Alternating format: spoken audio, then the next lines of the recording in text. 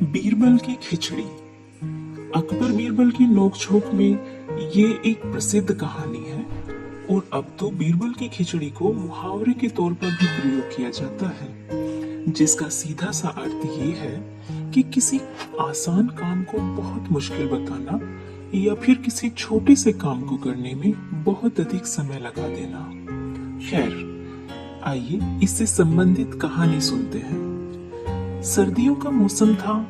अकबर और बीरबल यमुना किनारे टहल रहे थे। अचानक अकबर ने पूछा, इस कड़ाके की ठंड में कोई सारी रात नदी में खड़ा रहकर बिता सकता है क्या?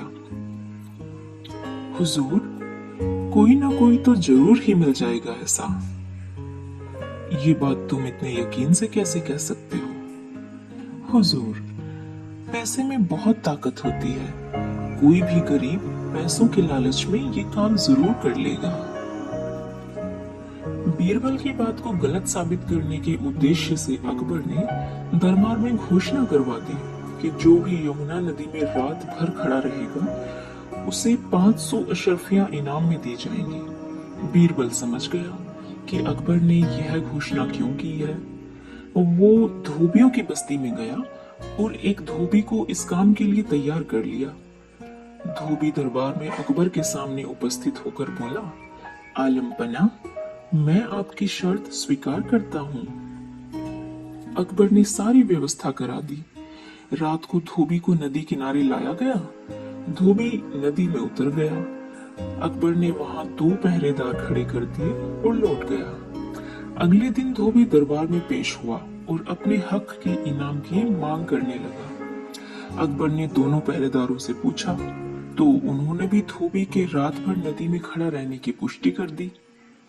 अकबर ने धोबी की प्रशंसा की और पूछा, इतनी ठंड में तुम रात भर नदी में खड़े रहे, तुम्हें ठंड नहीं लगी? हुजूर, मैं रात भर राजमहल की बुर्ज पर लटकती हुई लालटेन को देखता रहा। ओ, इसका मतलब तुम लालटेन की गर्मी पाकर ही ऐसा कर सके। तब तो तुम इस इनाम के हकदार नहीं रह जाते। तुम जा सकते हो। बेचारा धोबी अकबर के सामने क्या बोलता, चुपचाप दरबार से चला गया। दरबार में बीरबल भी बैठा था। ये बात उसे बहुत ही बुरी लगी। उसने तय कर लिया कि वो धोबी को उसका हक दिलाकर ही रहेगा। अगले दिन जब बीरबल दरबार में ना आया तो अकबर ने एक सिपाही भेजकर उसे बुलवाया। बीरबल ने उसे यह कहकर वापस भेज दिया कि वह खिचड़ी पका रहा है। जब खिचड़ी पक जाएगी तो खाकर ही दरबार में आएगा। सिपाही ने अकबर को बीरबल का संदेश सुना दिया।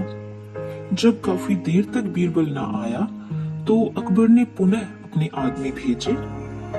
इस बार भी बीरबल ने वही जवाब वापस भिजवाया। कई बार आदमी भेजने के बाद भी जब एक ही जवाब आता रहा तो अकबर ने स्वयं बीरबल के पास जाने की ठानी। जब अकबर वहां पहुंचे तो देखते हैं कि 10 फीट ऊंचे 3 बांसों पर ऊपर एक हांडी लटकी हुई है और नीचे आग जल रही है। ये क्या तमाशा कर रहे हो बीरबल? जहां पना, खिचड़ी पका रहा हूँ। ये कौन सा तरीका है खिचड़ी पकाने का? दाल चावल की हांडी तो तुमने 10 फीट ऊपर लटका रखी है। आग की गर्मी कैसे पहुंचेगी उस हांडी तक? बीरबल तो बस मौके के इंतजार में था। उसने तुरंत जवाब दिया, क्यों नहीं पहुंच सकती हुजूर? जब महल के बुर्ज पर जलती लालटेन की गर्मी नदी में खड़े एक आदमी तक पहुंच सकती है तो ये हांडी तो आग से मात्र 10 फीट ही दूर है। बीरबल की बात का आशय समझ गए अकबर और उन्होंने धोबी को दरबार में बुलवाया और उसे इनाम दिया।